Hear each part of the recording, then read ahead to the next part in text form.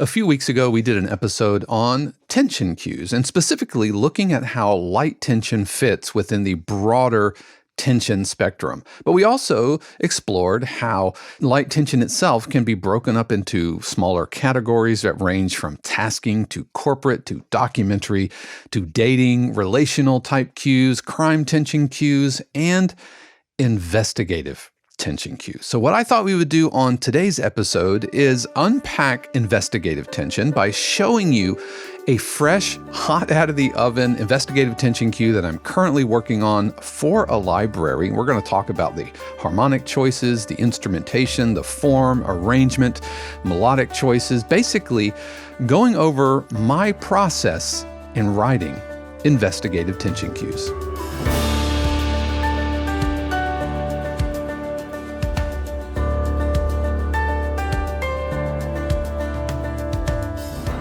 What is happening, everybody, and welcome back to another episode of the 52 Cues podcast, where each week we talk about all things production and library music. My name is Dave Croft, and not only am I a composer of production music, but I am also a full-time professor of composition and music production, and I've been doing that for about 25 years. And so it is so good to be with you today, whether you're watching on YouTube or listening to the audio podcast on the go. Just know that I appreciate you spending part of your day here with me.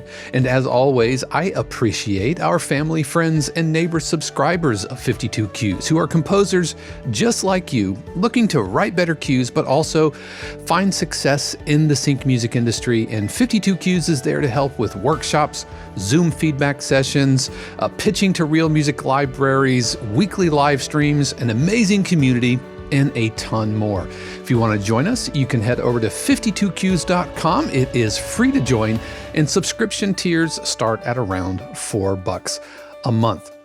So on today's episode, like I said in the intro, a few weeks ago, I think it was week 26, we talked about tension music and how tension is a spectrum, and we looked at how light tension and the different subsets of light tension have some subtle variations between them. And so what I like to do is kind of unpack each of these over the next, few months or whatever. I'm going to be unpacking each of these types of cues, featuring one of the cues that I've written and taking a deep dive into that specific cue, whether it's the harmonic choices, the instrumentation, melody, and all of this. So we're going to look into a brand new cue, which is like hot out of the oven, doesn't even have a title yet. But first, I want to recap. Investigative tension, and then we'll dive into the cue. And so if you remember, investigative tension cues suggest analysis, deduction, or assembling cues, right? Now, investigative cues don't only have to show up in crime shows. I've had investigative cues show up in dating shows, show up in like house hunting type shows and renovation shows. But in general, when you are setting out to write them, it's about deduction and assembling cues. As far as the motifs, they are kind of ticking, almost like kind of clock-like pulses, because they're going to feature modal harmony, which is going to be kind of either in a minor key or hanging out on one chord for a long period of time. Drones with some pitch shifting. So we're going to have sustained pads, kind of these ambient sustained sounds, which we can bend in and out of tune. And we're also going to see some processed textures and some effects, whether they're booms, filtered percussion. At the end of the day, we want investigative cues to feel more clinical or more cerebral, more kind of thought-provoking. Investigative cues are played when somebody is attempting to solve a problem or put the cues together, or put the clues together, interviews, reenactments, or reveals. So let's take a listen to this latest investigative tension cue, and then we'll talk about it on the other side.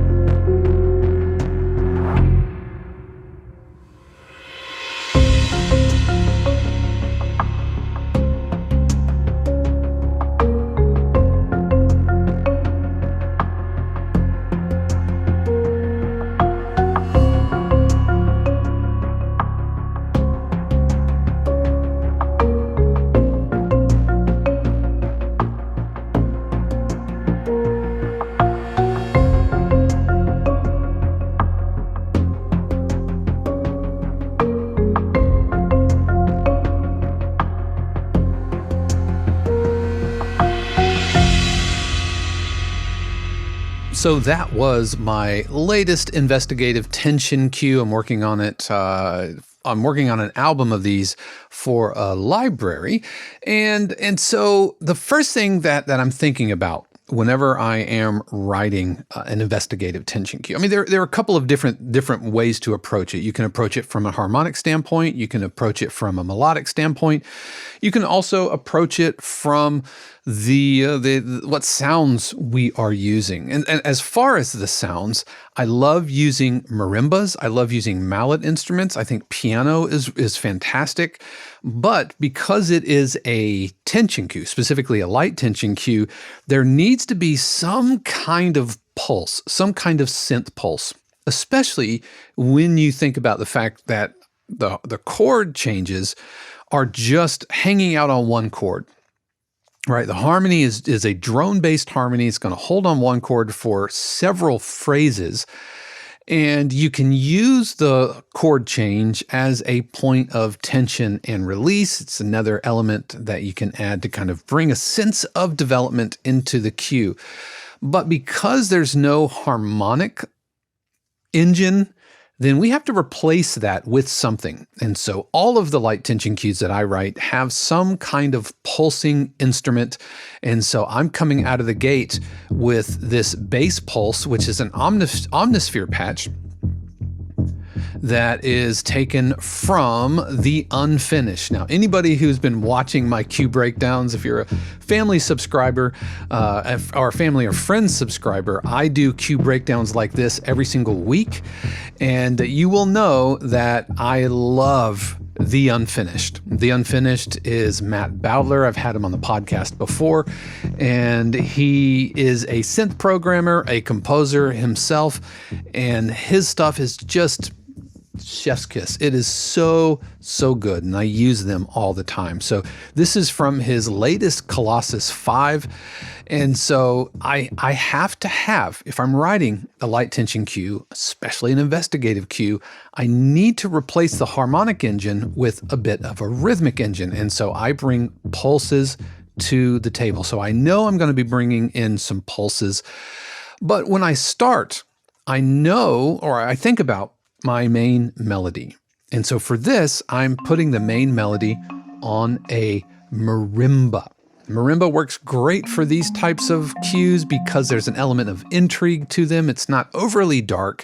It's not overly crimey, but the marimba just adds a little, I don't know, something, it's an organic instrument, but it's also, it's not native. It's not a native European instrument. And so there's a sense of, like I said, kind of a sense of intrigue to the marimba. But you'll notice that I don't just have the marimba by itself, but I also am using a delay. And I will often put a delay on any instrument where I need a little bit more rhythmic energy, but I don't want to go in and hard program things. So without this delay, this marimba part, it's okay, but it's not as interesting. Yeah, it just kind of sits there, right? But if I add the delay, which is a stereo delay, which is left side a dotted eighth and the right side a quarter note, and you hear the melody now,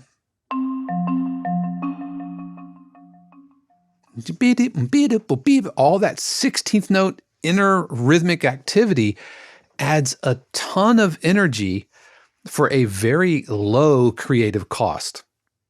So I'm not programming it. I'm not even like wrestling an arpeggiator or anything.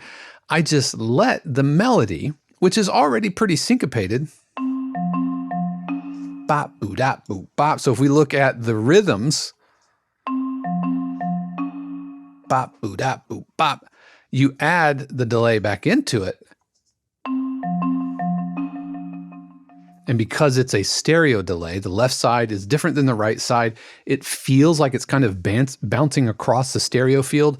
And I love using a stereo delay because I can adjust the filter on the delay sound itself so that it's not the exact same note. It's kind of darkening as it delays through. And it's just really, really interesting. It's much more interesting to have that.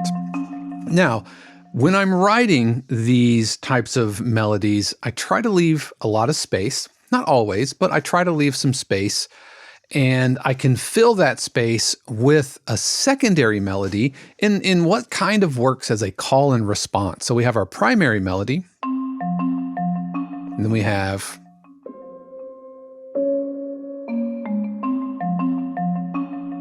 the piano. Okay, and that piano is a Keyscape piano, and this is the dark score from Keyscape that I just love. It sounds so good.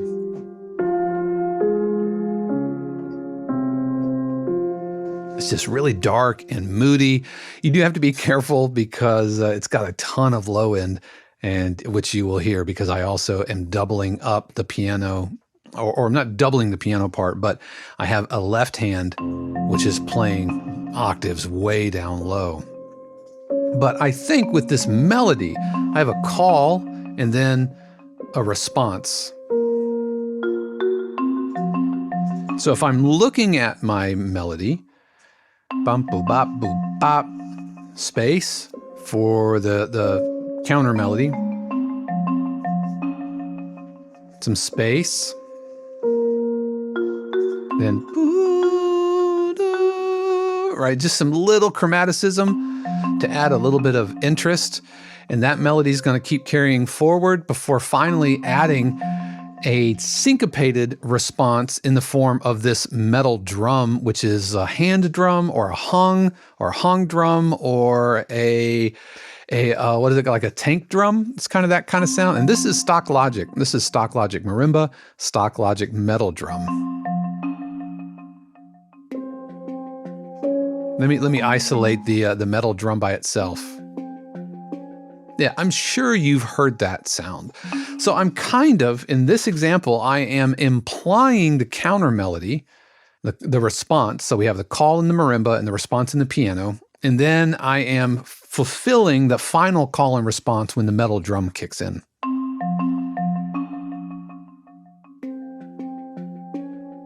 Also with delay.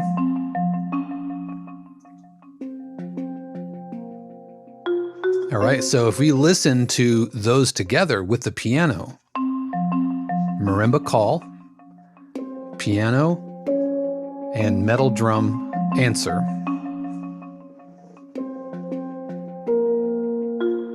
Okay, now when I am moving forward, because one of the tenets that I adhere to in writing light tension cues and most of my production music cues is every 4 bars we are looking to build energy, we are looking to add interest, add a sense of development in the cue.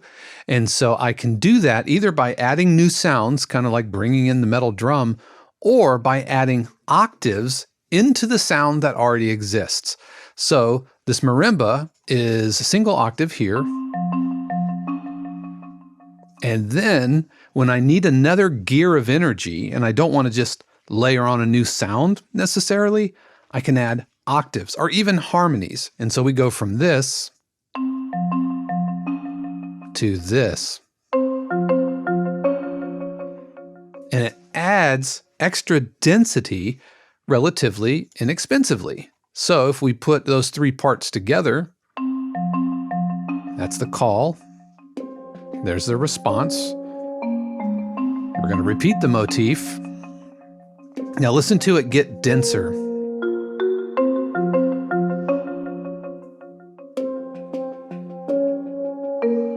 Okay, so because I have all this delay cooking and all these pulses and everything bouncing around, it adds a ton of inner rhythmic energy. Let me go ahead and turn on the bass pulse.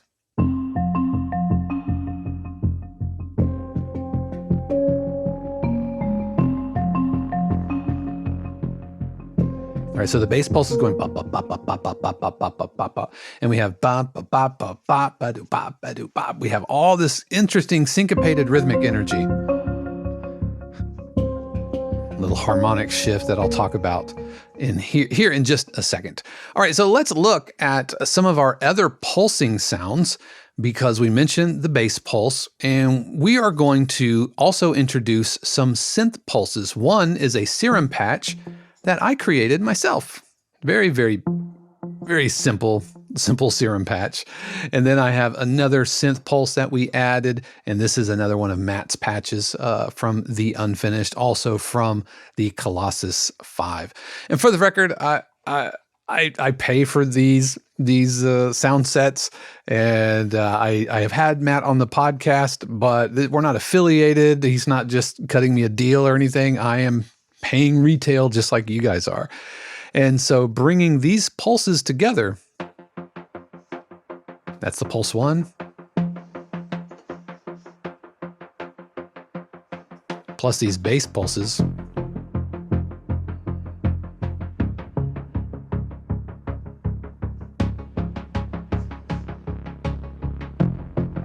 All right, so there is our rhythmic engine.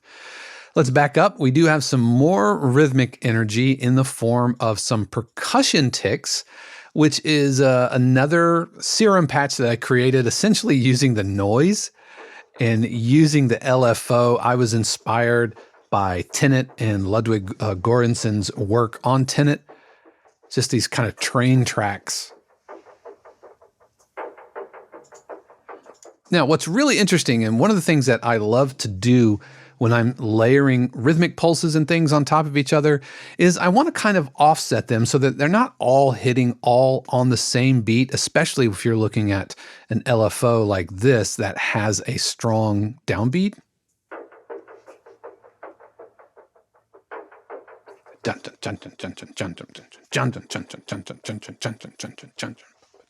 So it could be kind of repetitive and predictable, but if we do something like bringing in that pulse on the offbeat, so instead of 1 and 2 and 3 and 4, and what if we go 1, 2 and 3 and 4, or 1 and a 2 and so we push it on a non-strong beat, then it can kind of fit together with the pulse that we already have.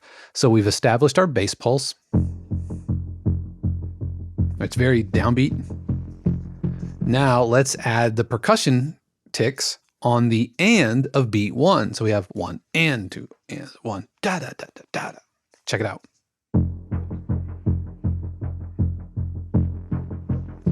So we have that accent pushing on the and of every beat 1. We add the other synth pulses. By the way, I'm doing that exact same thing, except that I am hitting, I'm hitting on the and right there as well of that synth pulse. Here comes that second synth pulse.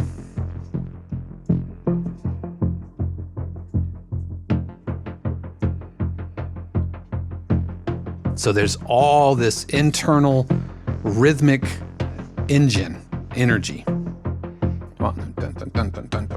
Now let's add it to our melody, which has a ton of rhythmic energy as well.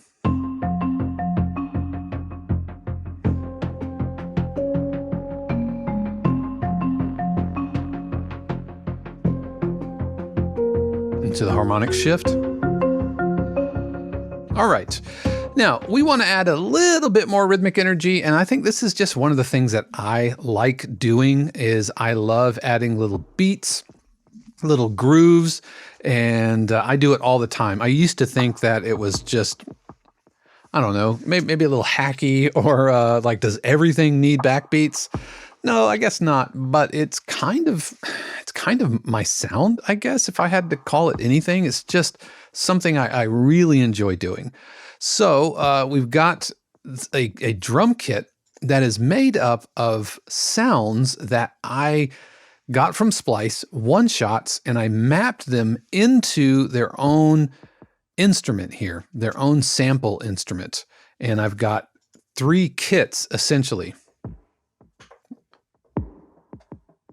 Some hats, snares, some rims, some snaps or claps, and then up the octave.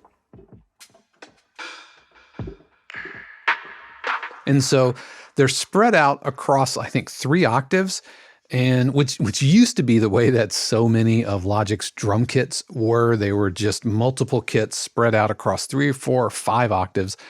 And it's a way that I can kind of manage my samples from Splice, but also have quick access to them. And so I don't have to go digging, and I can program them and quantize them and all of that stuff. So I've got a little bit of a light groove, and you will see that the groove gets denser and denser as the cue progresses, thrown into the exact same delay that we saw earlier that the melody has. And so put all of that together, we've got our melody instruments, we've got our pulse instruments, and then we have the percussion ticking.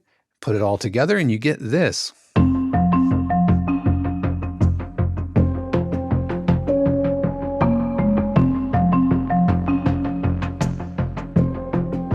And you can hear these little elements sneaking in between other elements, like where the synth pulse 2 and the percussion ticks start on the offbeat.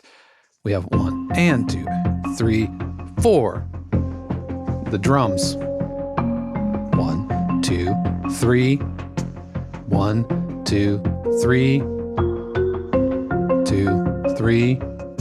So hi-hat alternating with the cross stick. All right, so those are all the moving sounds that I use. But in order to establish the harmony and create the sense of a drone, then we need to bring some pads and some sustain sounds to the table. And this first sound that we're going to be looking at is a patch that I made by layering in one of my bowed cymbal sounds, made my own patch with some effects that respond to the mod wheel with some pitch bending, and it just sounds kind of eerie and creepy.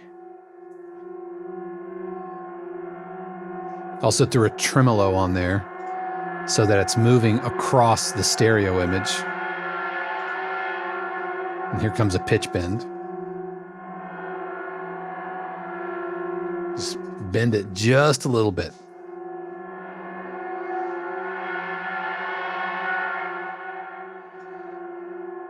And so that is the drone, which is made from a bowed cymbal sample run through the granular synthesis engine in Omnisphere. Also have that low piano, which is just playing roots. And it's the same keyscape dark score patch.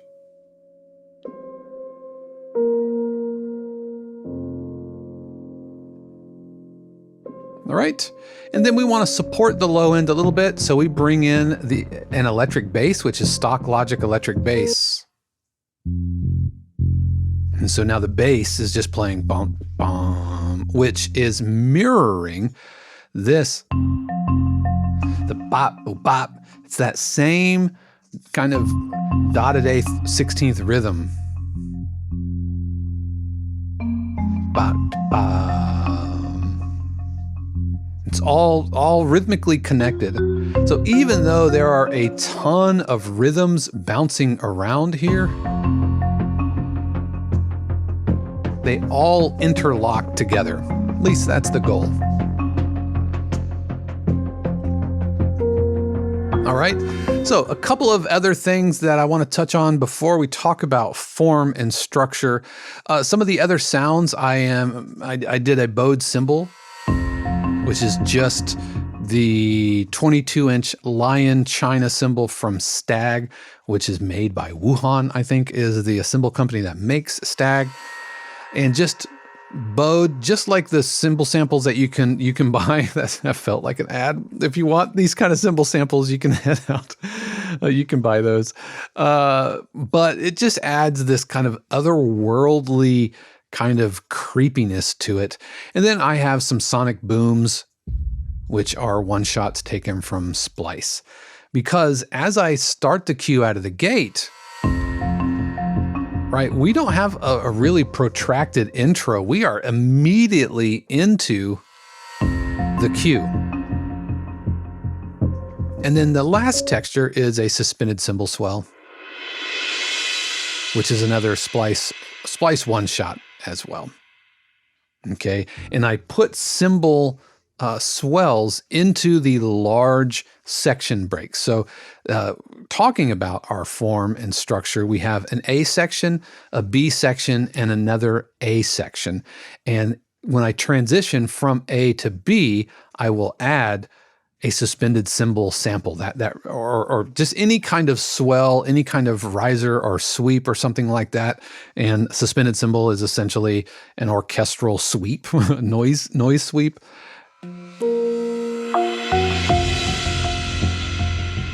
And I am sprinkling in my booms every other phrase until I get to the end where it starts getting faster and faster. All right, so if I'm looking at my form and structure, like I said, an A-B-A form.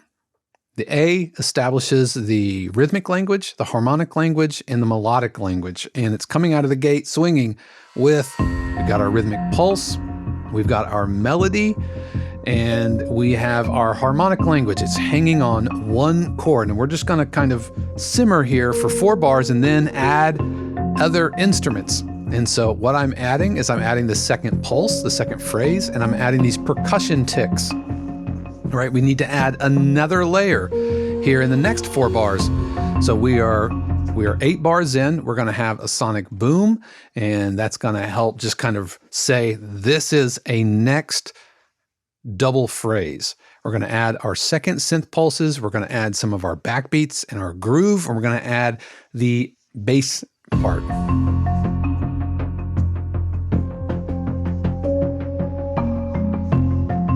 All right, so what do we have left to do? Well, we don't have any real new sounds that we want to add because we don't want to get it unnecessarily thick. It's going to be hard to mix, and it's just going to sound too busy. So what can we do? Well, we can do what we talked about earlier, which is create octaves in our melody.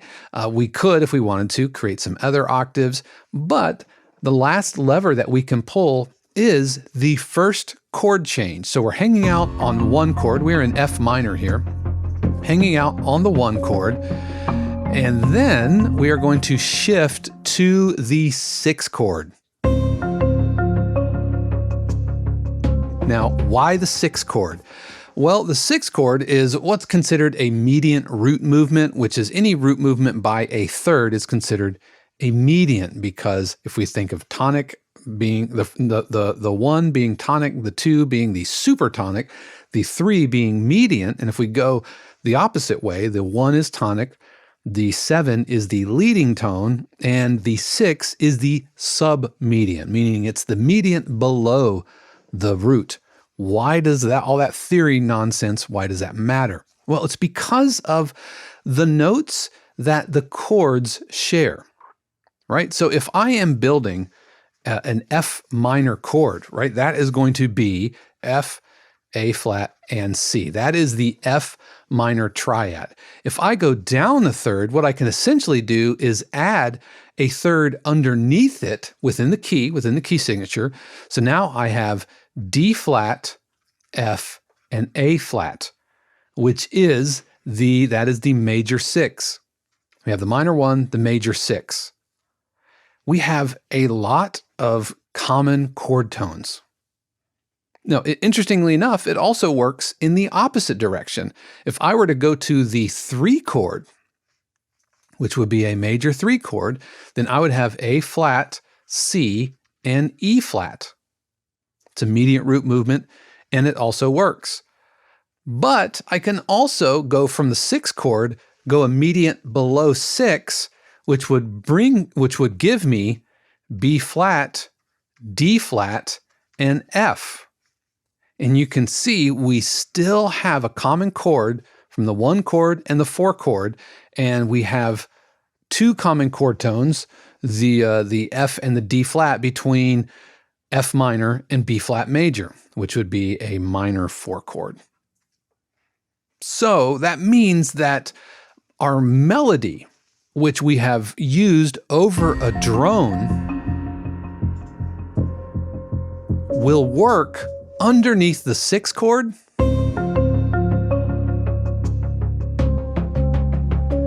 then later it will work underneath the 4 chord.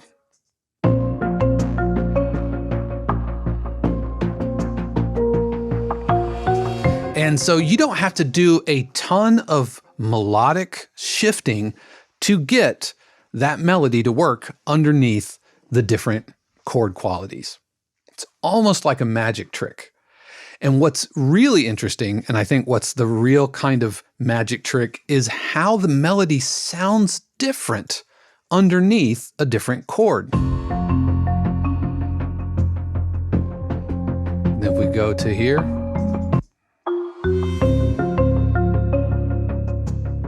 doesn't the melody just feel different? Then it goes back to the 1. They're the same notes. It's one of those kind of illusions, like an optical illusion, where you see a color surrounded by another color, and you see that same color. Like you might have a red letter surrounded by blue, and your perception of what that red looks like is affected by the colors around it. Likewise, you can have a red letter surrounded by, I don't know, yellow, and your perception of that red will be different. Even though if you were to zoom in and color drop it, it would be the exact same color. So for me, hearing that against this, it's like a musical magic trick, and I use it all the time. And I am using this chord shift going to the major 6 chord, which introduces like some major tonality, which adds a little bit of uplift before finally settling into the breakdown. Because when I'm writing light tension cues, the B section isn't like a bridge. B isn't for bridge, B is for breakdown, which is creating a sense of development through reduction. You are removing sounds, you are removing energy and just letting it simmer. It's kind of like, if this is here comes another analogy at you. If this is a bowl of rice, right? We're wanting to cook a bowl of rice. And so we put the rice in there with the salt and the water, we turn up the heat, right? And it starts kind of boiling, reduce heat to a simmer. And that's what we're doing here. We're kind of reducing the heat, we're throwing on the lid, and we're gonna let it come back up to temperature. And so when we are doing this, we are transitioning, we are using our suspended cymbal, which is that kind of riser energy. We're putting another boom on the downbeat to make sure that that feels like an arrival point. That's what I want. I want that to feel like we have arrived somewhere. So we're gonna pull things way back, pull the density back, and then sprinkle in a little bit of the melody.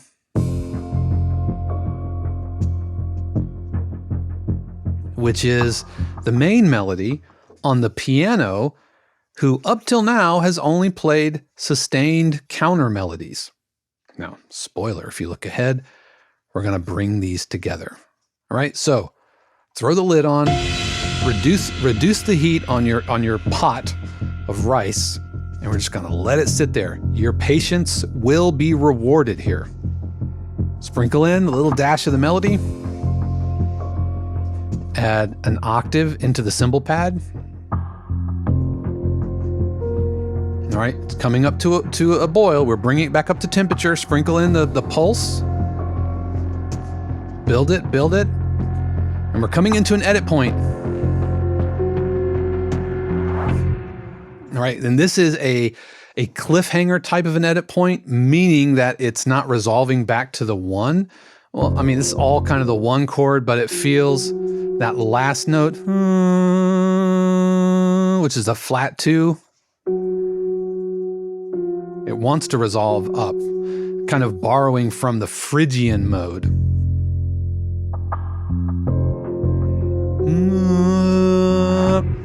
And anytime I have kind of an unresolved or a cliffhanger type of an edit point, I will always sweep into it or reverse or whoosh. I need some kind of vacuum kind of type of a sound, and that's exactly what I have going on here.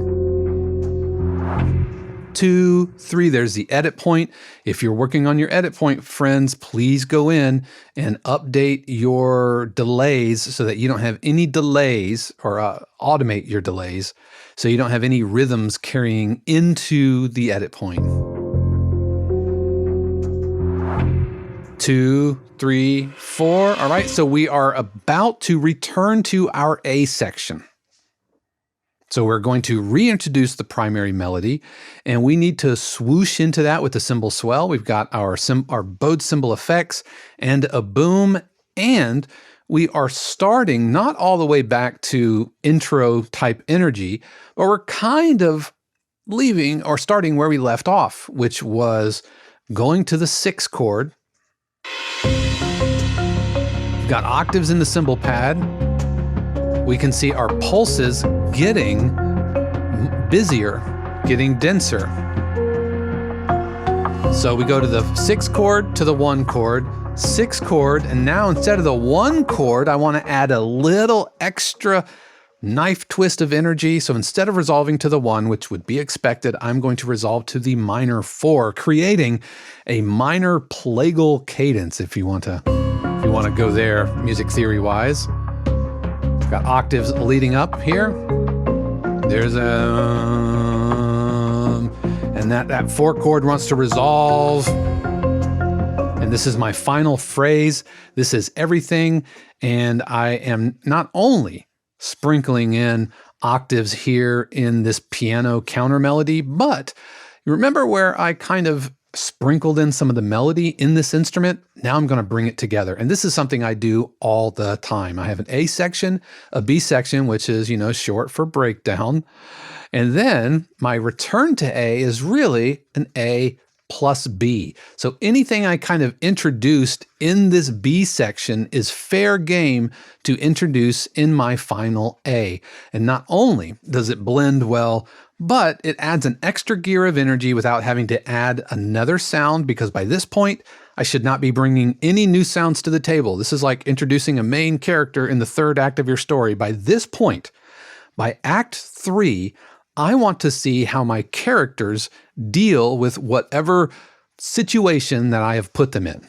This is a resolution of the characters I've been following, and we don't want a 3rd act Deus ex machina to swoop in and change things. I don't know if I'm thinking too literally, but and the other thing is we can add more octaves in some of our instruments. So here we have 3 octaves in our primary melodies. So we go from single octaves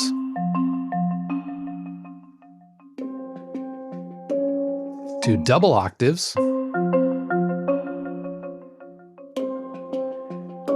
to triple octaves, plus the high piano doubling the melody itself.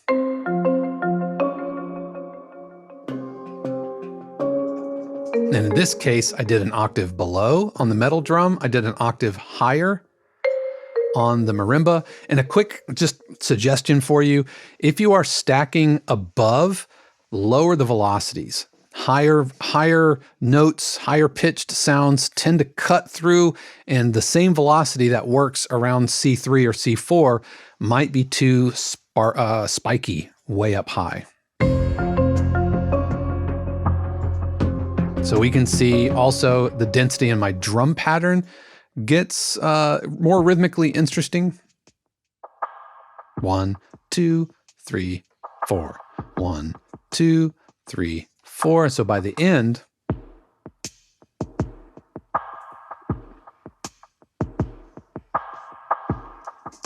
increase the frequency of these booms. So now they're happening every 2 measures.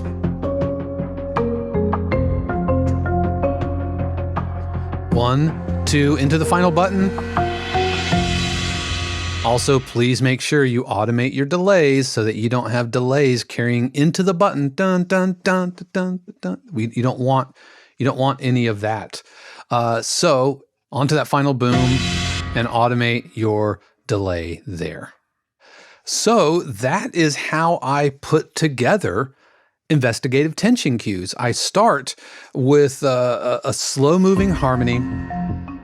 I almost always will write some kind of melodic hook first, and this is something that you can do with a sketchbook. And I've talked about sketching before. Just sit down and just write a bunch of really interesting hooks and melodies. You can play them all on piano or marimba or whatever. But it's also about how you combine and layer all of the different pulsing instruments and all that rhythmic engine, because remember, you don't have chord progressions to help kind of propel things forward. But using a chord change at a strategic point, like right before the breakdown, can add an extra gear of energy without having to add a new sound. Go into your B section, pull your pot off the burner or throw the lid on, turn the heat down, let it simmer, bring back up to a boil before finally finishing on a button. And nearly every single light tension cue I approach this way. Is it a little bit like a formula? Is formula an F word we don't like? I don't know. Libraries like it, and editors seem to gravitate towards it. And again, even though it might be a investigative tension cue, I've had these things show up on house hunting shows, renovation shows, dating shows. They work really, really, really well. So again, that is how I approach writing investigative tension cues.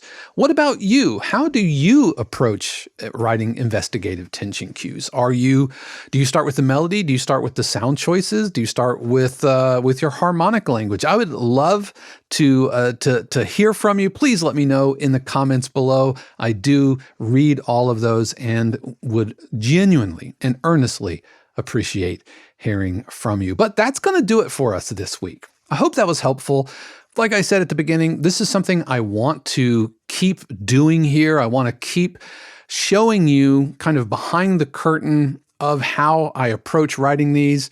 And for you family and friends subscribers, I do this every single week for all types of cues that I am working on. And if that's something that you would like much more of outside of what we're doing here on the podcast, then why don't you join us over at 52 Cues? You can, like I said, it's free to join, but subscription tiers start at $4 a month, and we would absolutely love to have you. But that is going to do it for me this week. You definitely want to tune in next week, because we've got the Production Music Conference coming up very shortly. Like as of next week, I think we're 5 weeks out. So the week of October 6th, me and Mrs. 52 Cues, we are going to be in LA at the PMC, the Production Music Association Conference, and really looking forward to seeing everybody there. But when you go to these conferences, like other than seeing your friends and shaking hands and all that kind of stuff, what do you need to prepare? What should you bring? What's the best strategy for approaching going to a conference like this, whether it's the PMC or maybe you're going to the Taxi Road Rally? So that's what we're going to talk about today. Or next week, we're going to talk about some networking strategies. Do you need business cards? What about like LinkedIn profile? And what do you put on those business cards? And what do you talk about? How do you start the process of networking? So next week, we're going to talk about what you need to know before you head to a conference. So you'd want to tune in for that. But thank you for joining me today. I am so glad that you were here. I hope you got a lot out of that. And I hope you've had a great week. And I'm looking forward to hearing amazing things about your next week, because I trust and believe that the universe has amazing plans just for you. Until next time, friends, peace. The 52 Cues podcast is copyright 2025 818 Studios, all rights reserved. The music played on the podcast is copyright of their respective owners and is used with permission and for educational purposes only. For more information, including joining the community, submitting your cue for review, or becoming a member subscriber of 52 Cues, head over to 52cues.com.